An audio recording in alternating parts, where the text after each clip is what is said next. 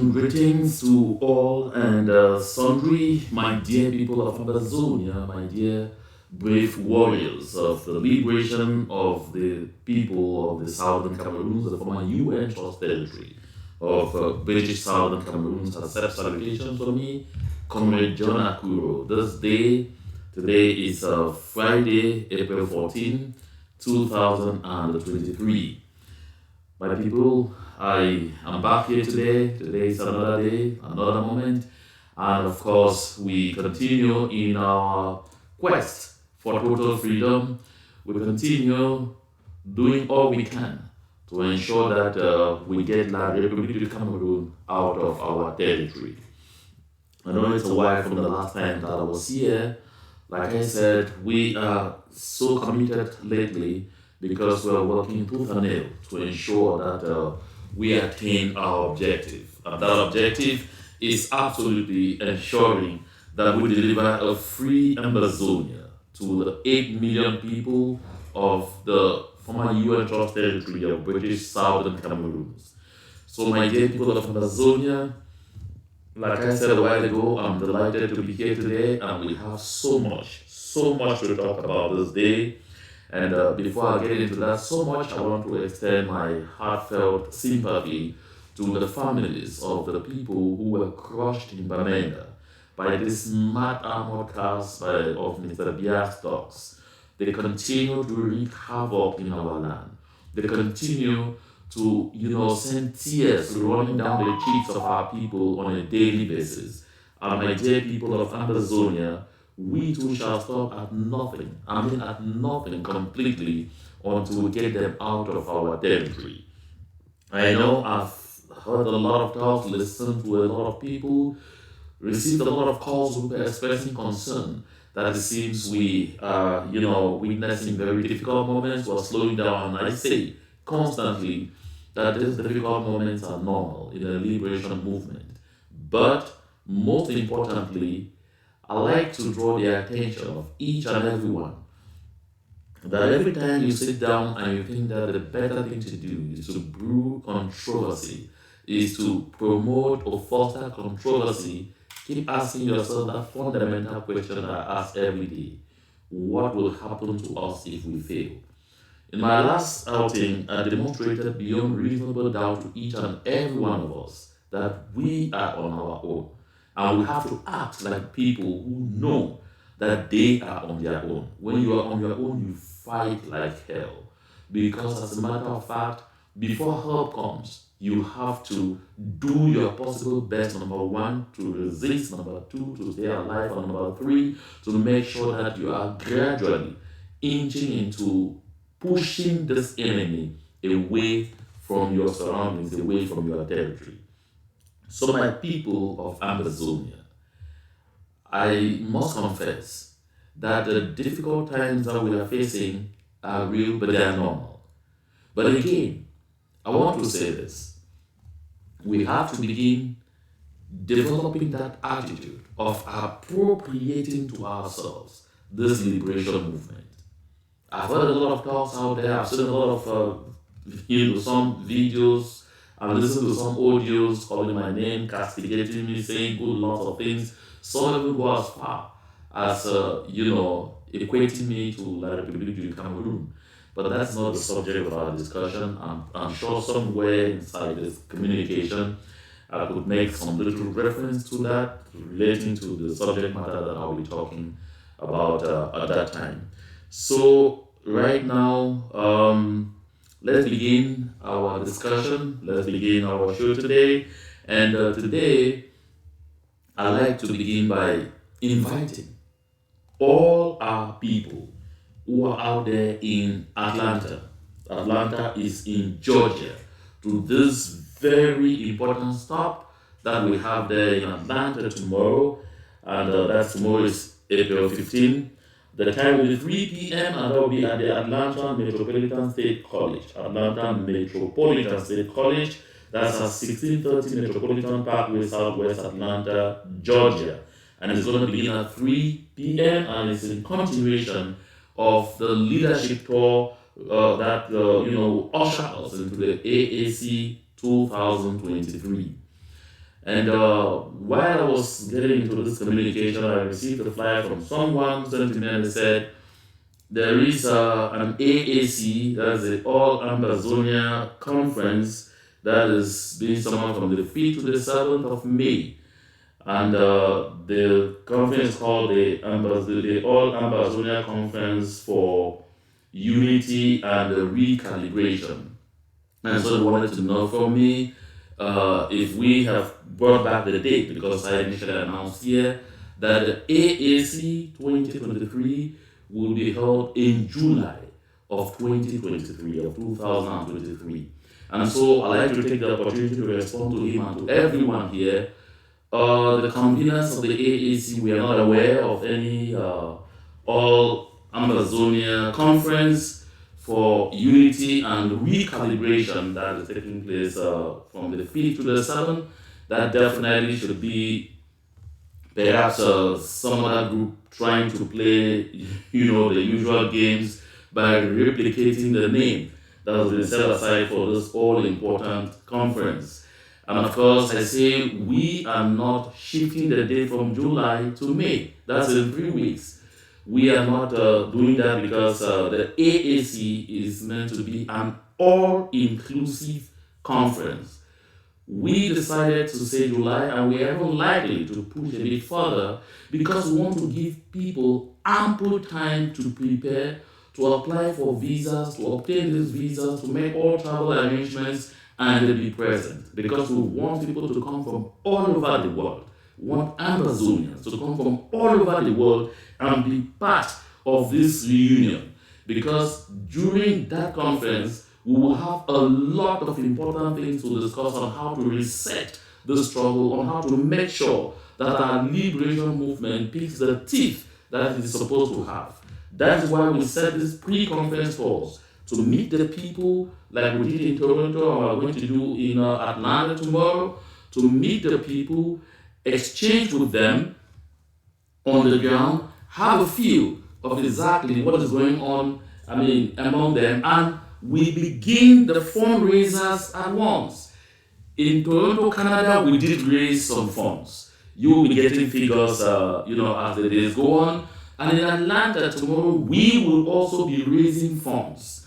And all of these funds are being raised in the run-up to the AAC that should come on somewhere in July or after, because we want to be able to immediately begin implementing some of the key resolutions of that conference after it is held. Because by that time, we already have some money on the ground where we go on to look for more money, to raise more money to complete for the big project we want to carry out, because we really want to reset this liberation movement.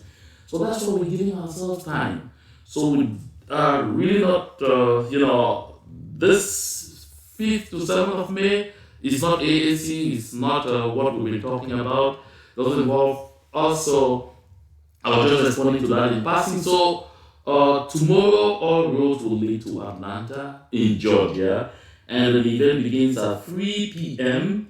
And like I said earlier, and as you can see on your screen, it will be at the Atlanta Metropolitan State College, 1630 Metropolitan Parkway, Southwest Atlanta, Georgia. And it's building 100 room 215. Of course, you will be able to get more ample information because these flyers are all over the place. And you definitely, if you're in Atlanta, Georgia, you have certainly seen these flyers. If not, you can pause on this video and pick up this address and make sure that you are part of this very important rendezvous. I assure you, the meeting in Toronto was a huge success, and we're expecting Georgia to even up the ante, even as we look forward to heading to Minnesota on the 29th of April. So April 29th, we will be in Minnesota. So Atlanta, here we come. So that said, my people, I allow you to take, should I say, a few bars, because I always like to have, this kind of transition with our mothers. Where are they? Where are those mothers? Quickly come, please. Your children need to, dance of your rhythm a bit so that we move from there straight into the subject matter of our discussion for today. Well, I don't know for whatever reason. Okay, yeah.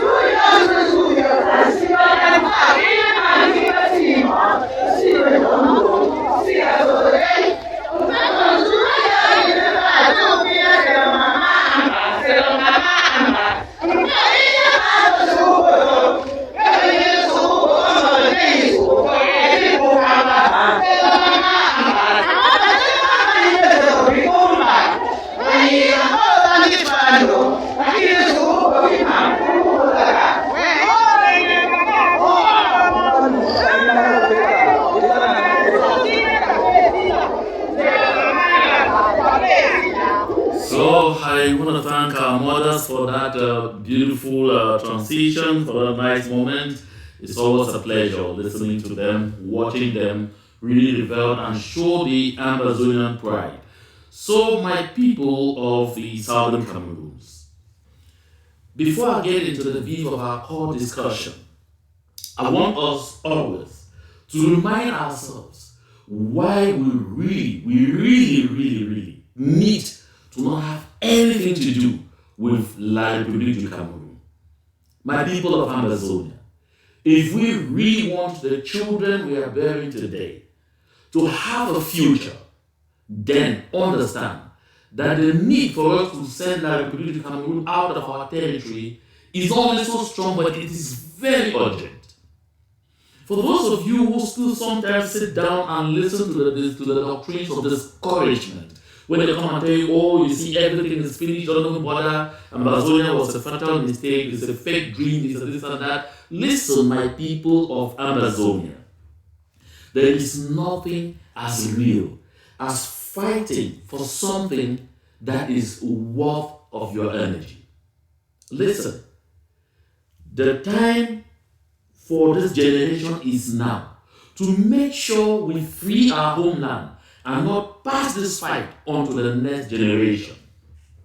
That's why constantly I come here and I say it even sounds sometimes like a broken record when I keep reminding some of those who have backtracked because they've been deceived, because they've been brainwashed, because come back home.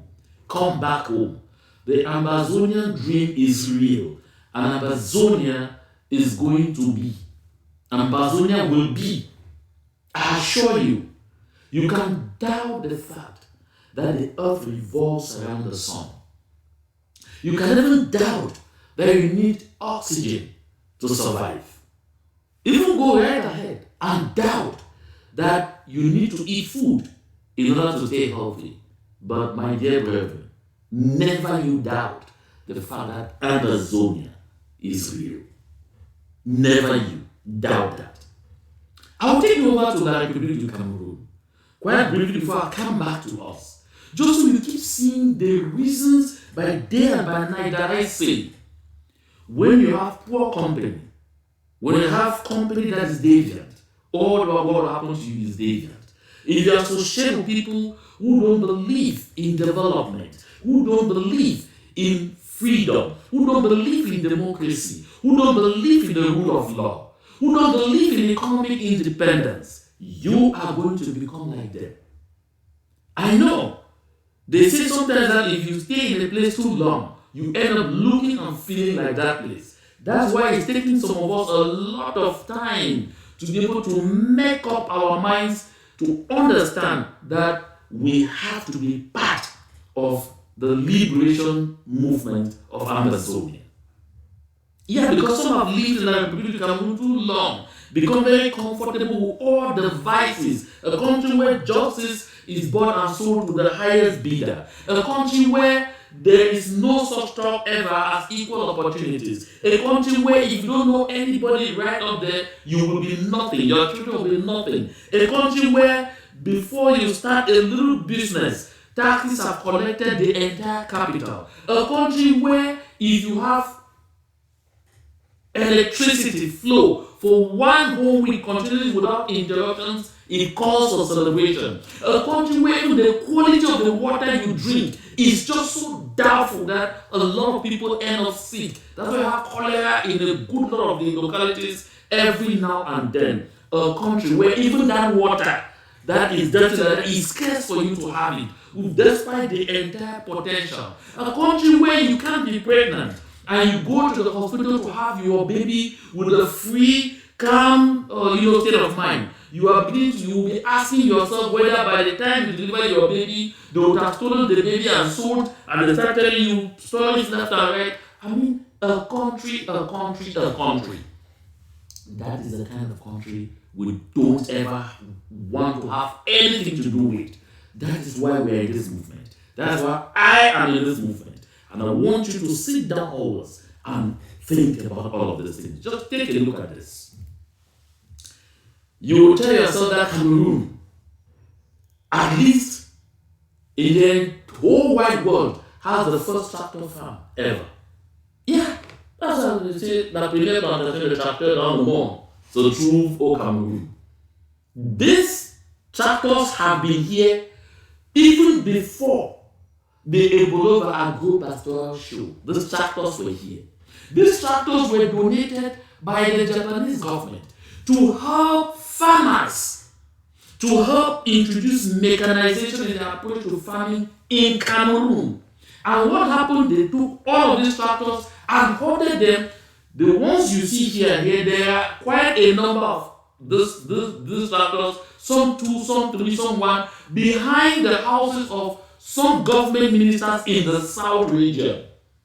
I mean, each of them took those tractors, they don't even have farms, but the reason they took those tractors to keep them so the poor villagers, the poor farmers should come to them and hire them in order to go and use on their farms. This is the kind of place that I say we don't ever have to have anything to deal with. Look at those tractors getting rotten. Yeah. Rusting and everything there in the bush.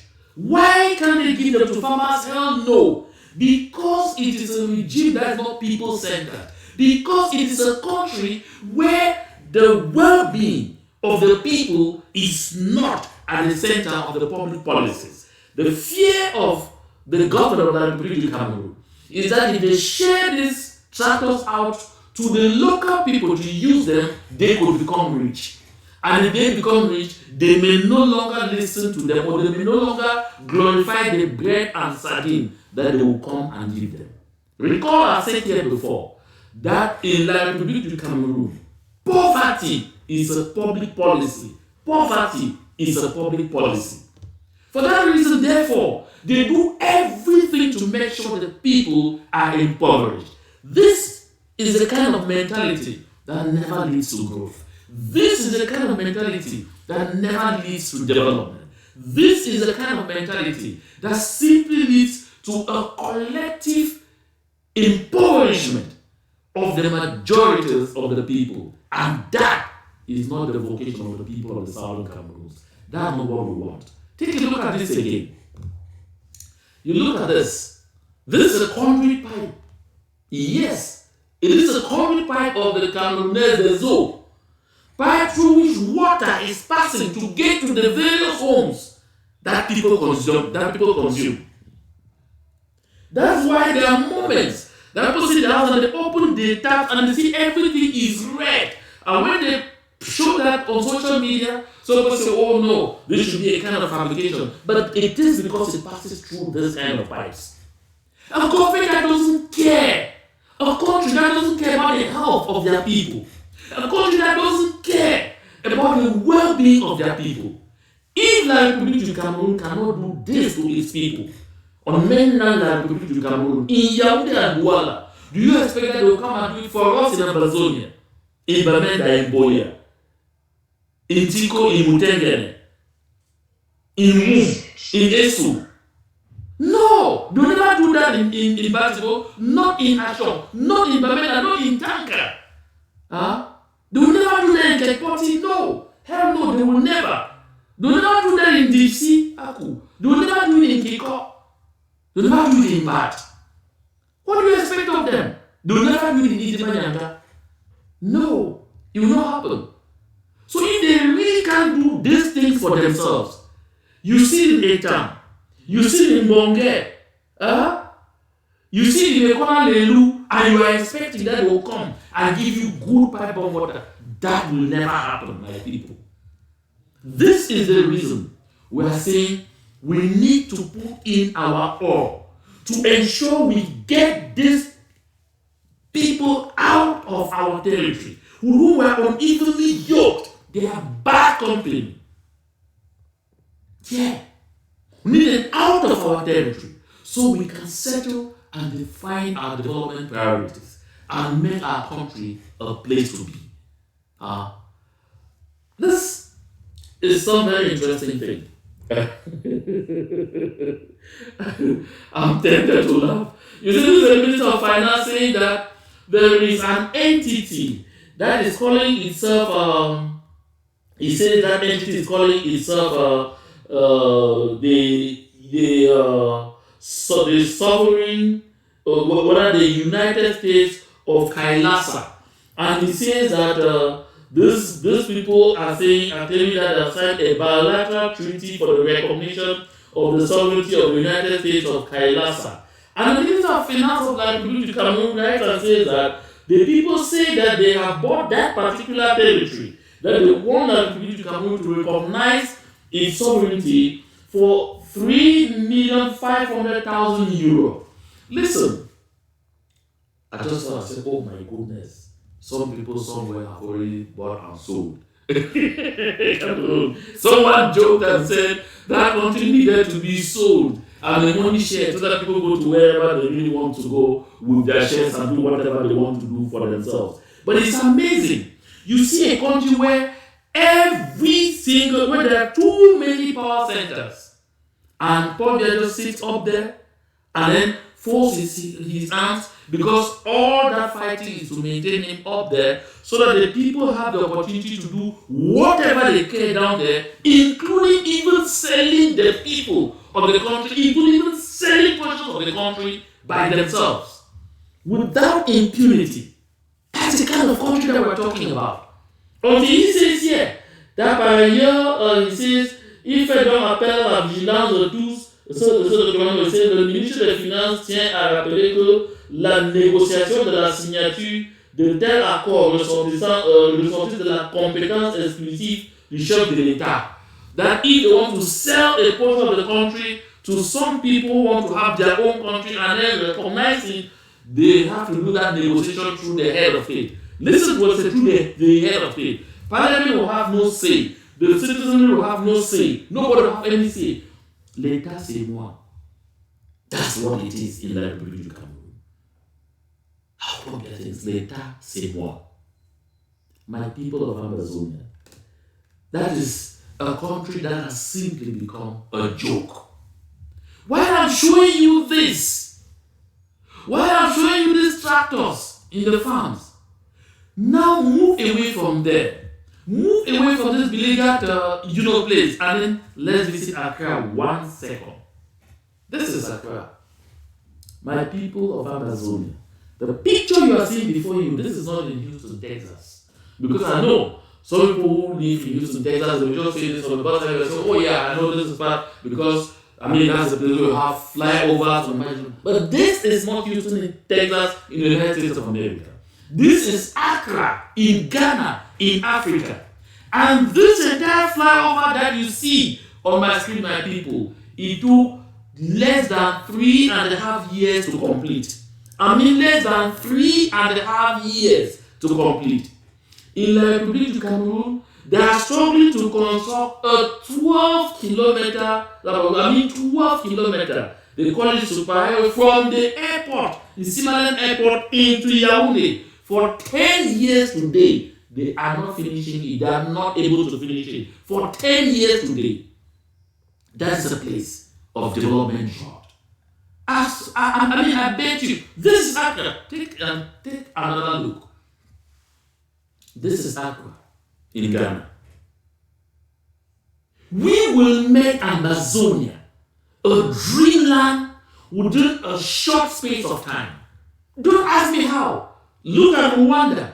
When Rwanda came out of the genocide, a lot of people felt that, oh, it was going to take ages and all to reconstruct Rwanda, at least to get them to settle Rwanda was far behind Cameroon. But today, Rwanda is the top, not of Africa, not of East Africa, top of the world. Because you have people who are development oriented. You have people who are, whose policies are people-centered. You have people who are looking at the future and looking to position their country in an enviable place in the concert of nations. This is what dream we have for Ambazonia. This is again another picture. Just so you take a closer look. This is Accra in Ghana, in Africa. That's just 1 hour 45 minutes flight from Yaoundé. 1 hour 45 minutes. Because you take a flight from there from Yaoundé to Togo, and from Togo you connect in 10-15 minutes. This is Accra in Africa. My people of Ambazonia, we have already suffered for 60 years and counting. The reason we really have to put in our all, forget about inches, forget about personal insults, forget about trying to demonize one another, and focus on making sure we get Nigeria to Cameroon out of our land and transform Ambazonia into what we want. This is yet, look at, when you leave Accra, Ghana, this is Yaoundé. This is Yaoundé. I know some people want to show me some other person and say, oh, in front of the Prime Minister's office, Post Central, they'll try to show Post Central when it does not rain, with the floods all over the place. They'll try to say, look at Avenue Kennedy. Part of this road that you are seeing, that's exactly how it is at Avenue Kennedy. This is Yaoundé. This is Cameroon for you.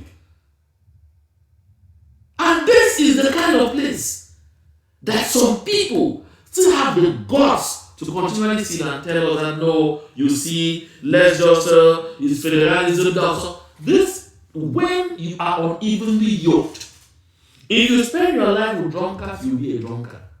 You'll be a drunkard. If you spend your life with people who abuse substance, you become a substance abuser. You become addicted to it. If you spend your life with people who are extremely wicked and difficult, that is how you will be. Those kind of associations define you. That's something they say, tell me your friends and I'll tell you who you are. So any form of association with Liberty Cameroon will only bring us doom, will only hold us back. At a time when other countries in the world, especially in Africa, are doing everything to emerge. This is our Republic's own emergence by 2035. And the people who are presiding over that disaster called CPDM, LDPC. That is a party that was celebrated, I think, is it about 30, how many years at the helm or in control of activities in Cameroon. This is the head office of one of their branches. This is in Maputos, in the west region of the Republic of Cameroon. Look at that. You expect that you are associating with such people and feeling that any form of association with these people can ever bring you development, then maybe, just maybe you need brain surgery. Yes. Then maybe you need thorough examination once more to establish exactly what is happening to you.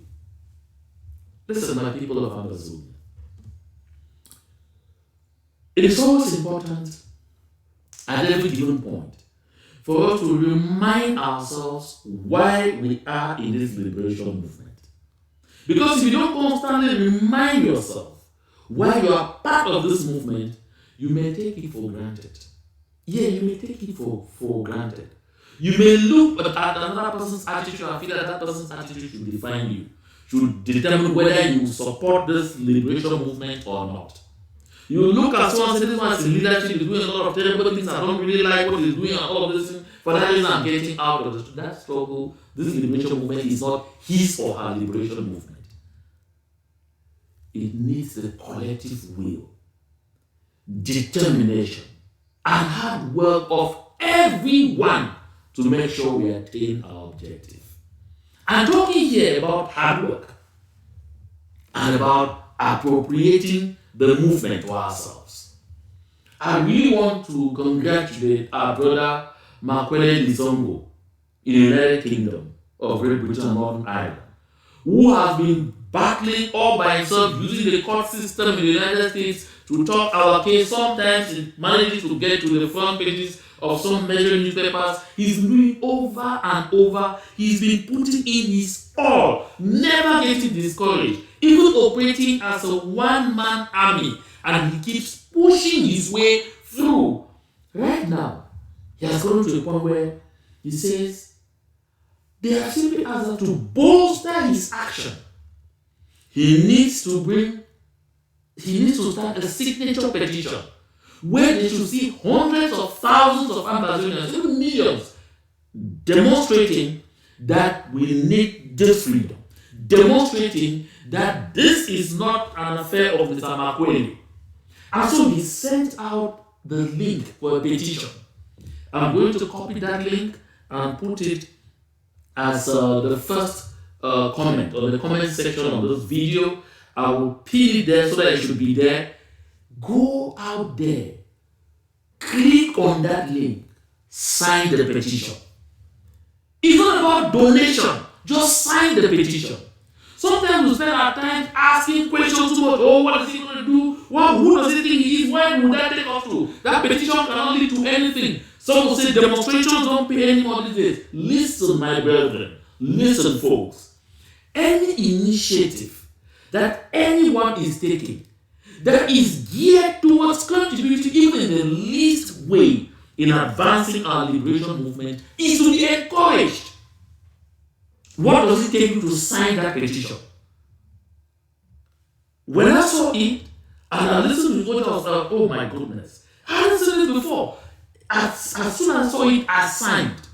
And I did not only end at signing, I shared it to too many people and I called them to follow up to ask, have you signed? Yes. Have you signed? Yes. Have you signed? Not yet. Why? Oh, I didn't have time. Please let me guide you. It takes less than 2 minutes. Let's finish it up. Because I said, no, I don't want to sign because my information will. I said, this somewhere explains. If you don't want your information to be, put out there, you indicate when they are encoding all of those things, your information will not come out. It's possible to do all of those things.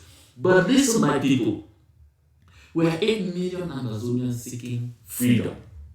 Only in the diaspora, we are hundreds of thousands. This is the more reason such a petition should take just a few days to get in the hundreds of thousands. So if you have not signed that petition yet, and you are hearing my voice now, and you are watching me, look for that petition and sign it. Don't bother. Even if it leads to nothing, it's an effort. Listen. They say there is nothing wrong in trying. At least if you try and fail, you don't lose altogether. You have experience. So you come away from it with something. So if he has taken the petition route, let us give him those signatures. Give those signatures. Give and give until you can give no more. Call family, call friends, call acquaintances. Tell them, sign this petition. Those who are having doubts, explain to them that they are not about to take your signature to hand you over to the Republic of Cameroon.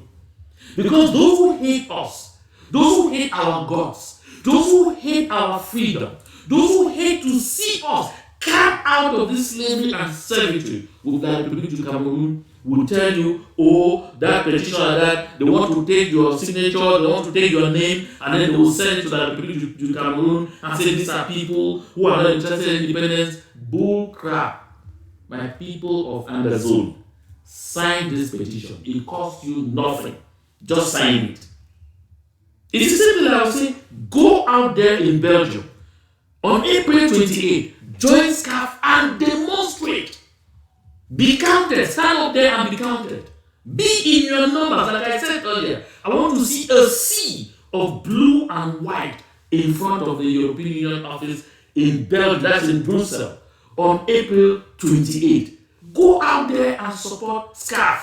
Just like I say, sign this petition. And when you are out there, When you're out there for that demonstration, contact everyone you come into contact with, ask them, have you signed that petition? If they haven't, guide them how to sign.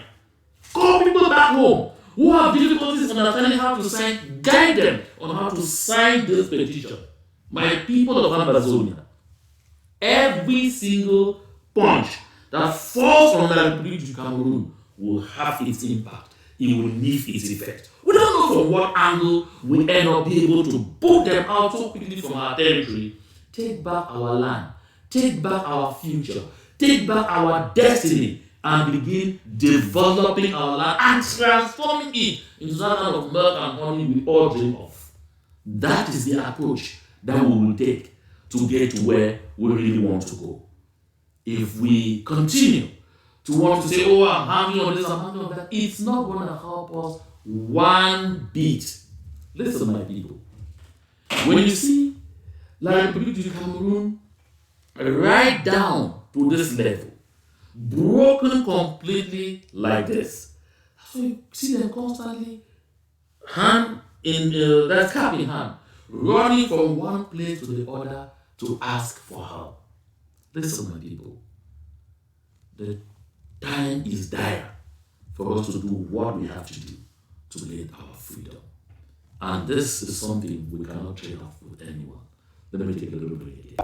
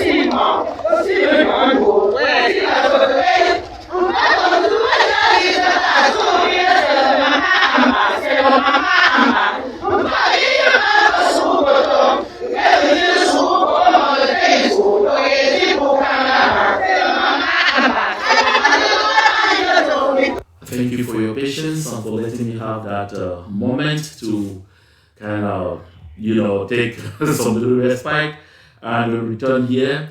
So I was saying that the Republic of Cameroon continue to embolden themselves in several ways by telling themselves that because they have, a few people moving all over the place and making noise that, the struggle is failing, they are, gaining more grounds and all of those things. That's why they are walking out of every opportunity to sit on the table to talk peace. Look at this. When you see here, Canadian mediation now dead and buried. Listen, my people, don't fall on this paper. Don't begin to ask questions of what are they, who are they, what are they saying, and all of those things. No. In the minds of the Republic of Cameroon, in the minds of the people or the officials of the Republic of Cameroon, they tell themselves that maybe because there's not so much heat all over the place at the same time, they should play for time. I said it here before, they should play for time. And that when they keep playing for time, it will give them the opportunity to sow doubts in the minds of as many of our people as possible, and then in the end, we will one day just surrender. That's why they keep playing games with these international mediation opportunities. And I'll say this, you must never forget that the main and only reason La République du Cameroun does not want to come to a negotiation table is because they know they have no claims, no arguments, nothing to show for their claim over our territory. They have nothing. Nothing absolutely. You recall the early days of this liberation movement, way back of this phase, way back in 2016, when the consortium started agitating, and the government of Cameroon said, oh, Cameroon is one and indivisible. Barrister Akeremuna wrote a short piece and he said, Cameroon is one and indivisible. Which Cameroon? That was very telling. And that is exactly what is rattling La République du Cameroon. Right now, as we speak, there is serious infighting, serious confusion among them. Those who feel that they should go for mediation, and those who say, no, don't take us to mediation. And those who are against mediation say that those who want to go for internationally mediated peace talks are conspiring against La République du Cameroon because they are aware that as soon as they get to the negotiation table, everything will be lost. For that reason, therefore, they will do everything to ensure that the Republic of Cameroon does not, for any reason in the world, find itself on a negotiation table with Ambazonia. That is the problem that you have here. So, my people, when you see this then, that the Canada talks is dead and all of those things, don't be surprised. La République du Cameroon will continue to play it in this fashion, like I said, until they are only dragged to the negotiations table. So while they are doing all of those things, they are going behind, like you can see here from CNN. After 2 years of playing tough and claiming, still not adequately addressing the Anglophone conflict, I don't call it Anglophone conflict, I should call it the Ambazonian question, Cameroon's government has started to feel the pinch from being kicked out of the African Growth and Opportunity Act for rights abuses in the southern Cameroons. So that's why Alamin Ousmane May was dispatched by the government of Cameroon to start negotiations seriously with the government of the United States of America to readmit La République du Cameroun in AGOA. Listen, folks. I am amazed that La République du Cameroun should even think down this route. If the reason for which they were kicked out was because the human rights records, as I said, at the time of the government was horrible, it's because of the atrocities they were committing in the former UN trust territory of British Southern Cameroon. It's because of the hundreds of village settlements that they had razed, that they had burnt. It's because of the rampant rape on our women. It's because of the looting from our people. It's because of the excessive brutality that they're exerting on our people. And because they have been resisting to come to the table of negotiations with Ambazonia, then our people can also do things. We can go to Washington and ask that they should readmit us to AGOA. Has anything changed? And they're asking that on the heels of simply playing another, stupid game with the international community that was backing the initiative in Canada. Don't forget, the United Nations had a representative in Canada during those 3 talks. And that Cameroon ended up even signing officially, committing pen to paper, that they were committing themselves to a peace process, and then merely walk out of it. And then suddenly they think that the United States of America, that is also a key ally of Canada, would just say, oh, La République du Cameroun, congratulations for continuously, dribbling the international community and taking everybody for granted. So you are readmitted into AGOA. This is the moment or the kind of thing we talk about leverage. That's why Tibonaki says, I'm surprised that the US government started discussions with Cameroon about country regaining AGOA eligibility.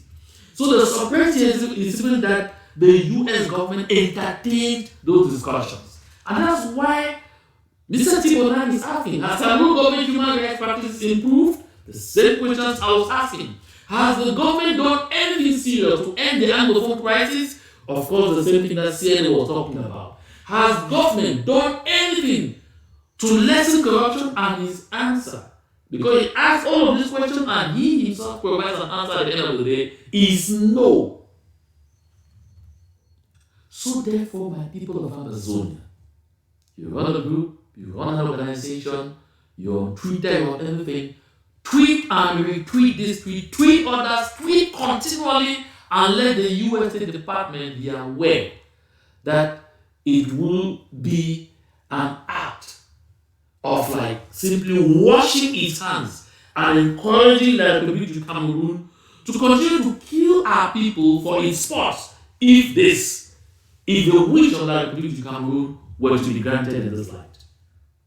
This is what I'm talking about.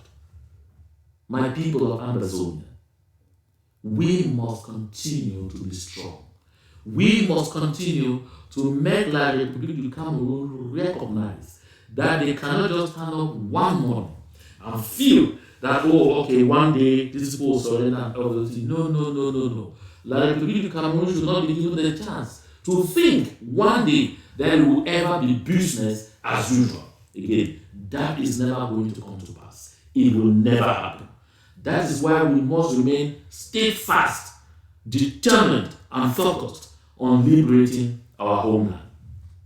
At the start of this communication, I extended a message of sympathy to our people in Bamenda, especially to the families of the 3 people who were killed by a crazy hit-and-run armored car powered by the dogs of Mr. Paul Biya in our land. The armored car was coming on very mad speed, crushed a bike on which was a bike man and 2 passengers, and all 3 lost their lives. And that car, the people in the armored car, didn't even deem it necessary to stop and find out what had happened. They fled. That shows you that they just told themselves today, we're just going to crush some Ambazonians. Because I said here before, that's what they do.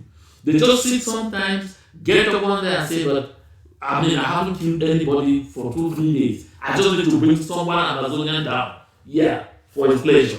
That is what they do on our land. Constantly. And so, in this picture, you see the people of Bamenda. They came out in huge numbers to go protest before the governor's office. A one-time protest like this, well, it creates some awareness, but it wouldn't really lead to anything. We have to get to that place where we came out, we stayed there, we put pressure for days on end until results begin to come out. They are not far many in numbers than us. In huge numbers, they cannot completely open fire on everybody. They know exactly what that will be. This is horrible. This is unacceptable. And I say this, and repeat it to those of you, to those among us who opt to become what they call blacklegs, who opt to be spying against us for like Republic of Cameroon, for 5,000, for 20,000, for 50,000, for 100,000, some for a promise 1 million that they will never see. Listen, when this armored car went to crush those people on that bike, they didn't care to know whether they were black legs that were cooperating with them or not. They didn't care to know whether they are federalists. They didn't care to know whether they are unionists. They didn't care to know whether you are from the family of some CPDM Top Gun or some CPDM senator, those who have sworn that they will betray us until their kingdom come. They didn't care to know. They just crush you because as far as they are concerned, an Ambazonian equals an Ambazonian. We have to come to this consciousness and recognize that there are mistakes that we will make along the line. But the correction for those mistakes, the price of it should not be betrayal, should not be death. I learned also about the incursions of these people in Ashon village. That they went in, captured over 60 young people, and started demanding 500,000 francs for each one before they release you. Those who will not have the 500,000 francs to give, they will end up in Colonial. because they carried them, took them to basketball. Since they couldn't keep all of them, they couldn't take some to Bamenda. By now, I don't know. Some might even already be on their way to their way, or are even already there for nothing, for doing nothing. And they carry on their keep and they are collecting this ransom. I learned that about 3 days ago, around 9 of those who were at the brigade in Batibo, at the January brigade in Batibo, were already set free. Meaning they paid $500,000, that's 4.5 million. And this is a general practice because the Republic of Cameroon does not have enough money in the nation to take care of these thugs that they have on the field. They have instrumentalized, they have weaponized them against our people. They just get the one and say, we need money, we need this amount of money, and they'll come out against everyone and say, if you don't give money, you'll be tagged an amber fighter, you'll be tagged an amber boy. And that is what they do. My people of Ambazonia, this is a thing we must condemn. And I want to seize the opportunity here to say this. I followed some excerpts of a video by one activist that was shared with me, in which he spent his time talking about Akuro not doing this, Akuro being the one, Akuro not asking for the roads between Benue and Bamenda to be opened, Akuro not asking AGF to stop collecting. Let me say this, and I want to be very frank about it. Akuro is not a member of AGOC. I'm not. And so whatever activities you think you are, you have issues to address with the AGOC, address them with AGOC. Akuro is not a member of AGOC. I'm not a member of the ADF. Oh, Akuro has not said they should stop. I come from Ashon. I come from Mogambo. Yes. That means if something is happening to my people too, I should be concerned. But I am concerned for what happens to people all over Ambazonia. You're talking about the blockade of the road to Benue. There was a time Grandpa Obali blocked the road from Bamenda Batibo for over 1 month. That was a decision that gave the Republic of Cameroon a lot of headache. Why? Because on that road they collect from people who distribute gas, who sell what they call funge in Bamenda, a lot of money daily, amounting to about 11,900,000 every single day. So it created a lot of losses for them. I don't know why the road to Benue has been blocked. I don't know the reason for which it was blocked. The people who blocked it are on the ground. I didn't block it. And I can't just get up from nowhere and come on the airwaves to say, go and open that road. It makes sense for me to pick my phone, call people that I think are concerned, ask them, what is happening there? Don't you think you should do things in another way and things like that? Is it coming to shout on social media about, oh, AGOC, stop collecting tax, oh, ADF, stop collecting that will cause them to stop? You have shouted in the radio on social media a lot. Has it stopped? I have made it abundantly clear to Ambazonians here, and for those who are usually with me on this platform, I've made clear this platform is meant for me to bring in educative messages, to help to mobilize our people to focus on kicking La République du Cameroun out of our territory. And therefore, my focus is La République du Cameroun. When it comes to internal issues, I know I can pick my phone and call someone, I will do that. There have been moments, and that's long ago, that I too felt like I could respond to people who were, attacking me, calling me names here and there, on this one, but I long stop that. Because I see some people come and say, oh, if we're Chris, I know you, if we're that and that. I don't do that. If something happens with Chris today, I'll pick my phone and I call him. I'll talk with Chris and I'll say, look, comrade, there's something that you're doing that's not proper. The same thing I'm doing with Comrade Joe Ayaba. That's the same thing that I'm doing. And so therefore, if you have ranted, let me go ranting. Because that's what it seems to me at the end of the day. If you think that your stardom is going to be about talking about Bago, oof, go to dance. Go on with it. But as far as I'm concerned, listen, I won't change from what I am. You can even compare me to the Republic of Cameroon, no qualms. But the thing is simple. If I can pick my phone and call someone and say this is what I think should be done in this or that place, and that someone doesn't, I have the next course of action to take. I don't need to come on social media to address it, but I need to come here to address the Republic of Cameroon, to address issues of the Republic of Cameroon, to point out what is wrong with the Republic of Cameroon, to remind our people why we should not, for any reason in the world, have anything to do with the Republic of Cameroon. That's my vocation on this platform. And so therefore, the people who have been arrested in Ashong, who were picked up, who were kidnapped in Ashong by the government of the Republic of Cameroon, I feel for them. It's the same thing they did in the where they captured 45 bike riders. Until we can't account for some. I'm also very concerned. And I've been reaching out. I've been trying to reach out to the people to find out exactly what we can do to rescue others that can still be rescued so they get back to their families. It should be a collective effort. If they touch in Ashong, it will concern me. They touch in Dog, it will concern me. They touch in Oku, it will concern me. They touch in Kumba, it will concern me. They touch in Kosala, in Bonge, in Bojongo, it should concern me. In Tenako, it should concern me. Because we say constantly here that it is one for all and all for one. My people of Ambazonia, I saw a video and I was really disheartened. I have said here, I've used this platform several times, a lot of the time, sometimes I've spoken a lot in Pidgin, addressing the self-defense volunteers directly, talking to them about the need to build cohesion between themselves and the people that they stood up to defend.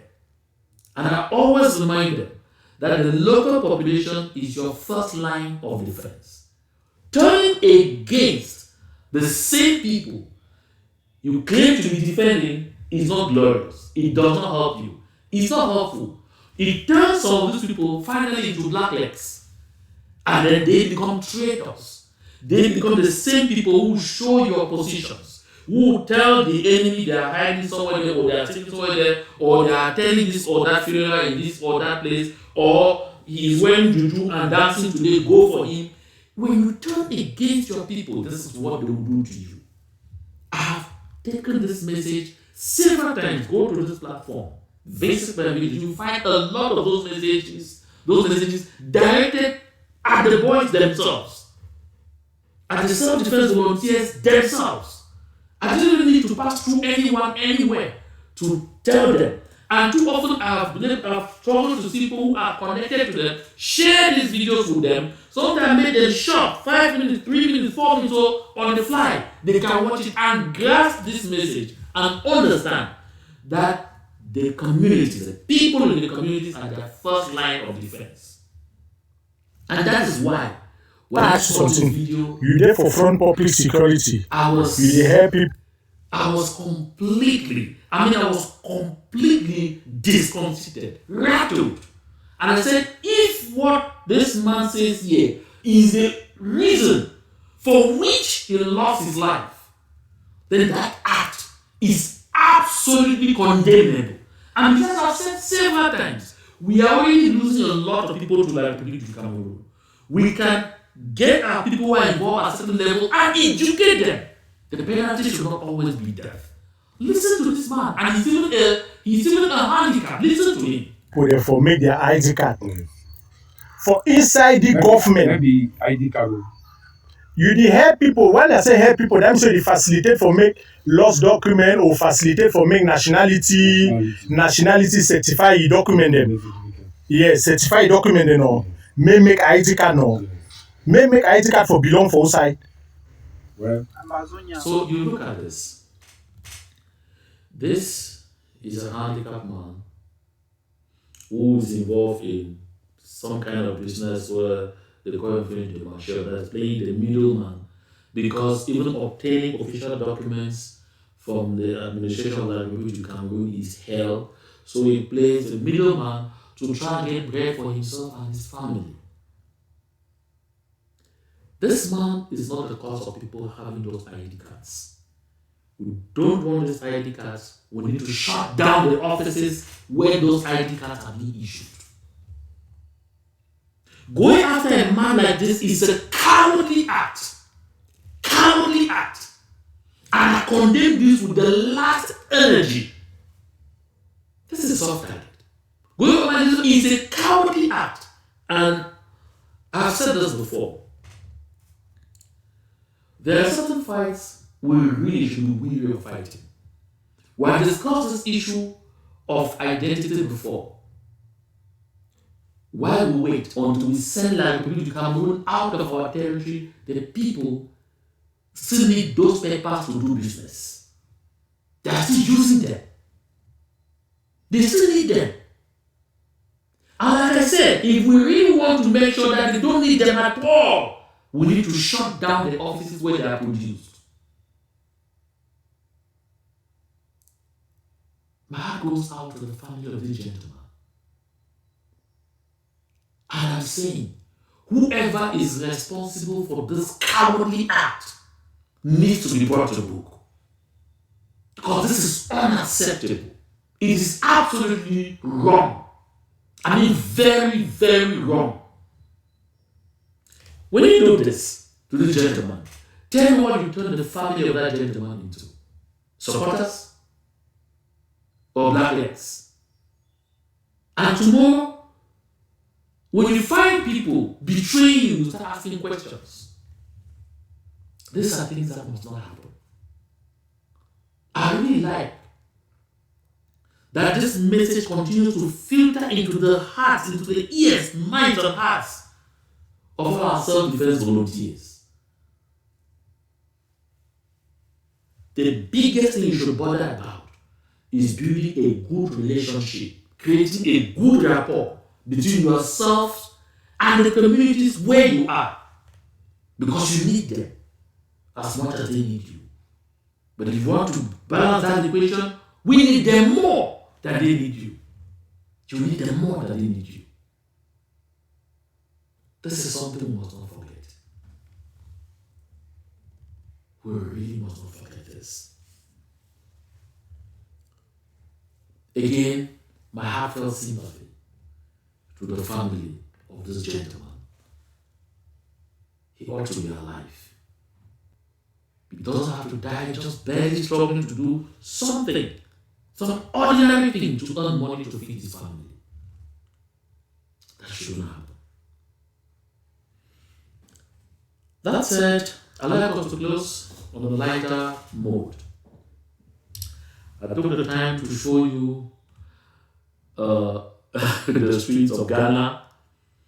I took the time to show you, La Republic du Cameroun. And you will imagine that a country like Cameroon, where over 60% of the population lives below the poverty line, that they live on less than $1 a day. That's less than 600 francs a day. That Paul Biya carried a whooping 600 million to offer to Turkey on grounds that it is to help the people who were victims of the quake. My goodness. I wonder whether they are mocking at Turkey or is that really something that they felt like. If you look at the whole operation, underneath it, there is some Machiavellic plan. And if you think well, you will realize that it will be connected with the fact that Mr. Paul Biya is already struggling to carry and even buy favors for his son, Frank Biya, to be protected by various entities when he closes his eyes. Oh yes.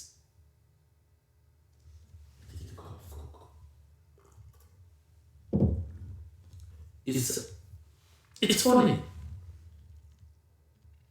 Why people are in hospitals in the Republic of Cameroon being forced to provide money to them to buy syringe because the hospital cannot provide. Paul Biya is offering Turkey 600 million. Why IDPs are dying in hospitals because they can't treat themselves. They don't have access to any form of medical care. Some are dying of hunger. Some have become all kinds of things in Cameroon, in La Republic of Cameroon, in Yaoundé itself. Mr. Paul Biya is handing Turkey 600 million. Anyway, don't say I was jealous that they handed the money to me. By the way, I just said it. And I see what I see and what I hear. Disgusting, isn't it? Okay. So before we go, once more, just a reminder, tomorrow all roads lead to Atlanta, Georgia, United States of America, and the venue will be the Atlanta Metropolitan State College, and the time of the event is 3 p.m. You are in Atlanta or its environs, please make sure you don't miss this important rendezvous. And always remember, don't forget that the AAC, until further notice, is going to be held in July. There were only AAC in July and not in May. Any AAC in May has nothing to do with the same AAC 2023 that we are talking about here. Until we meet again, have a nice time. It was my pleasure sharing with you all. To God be the glory.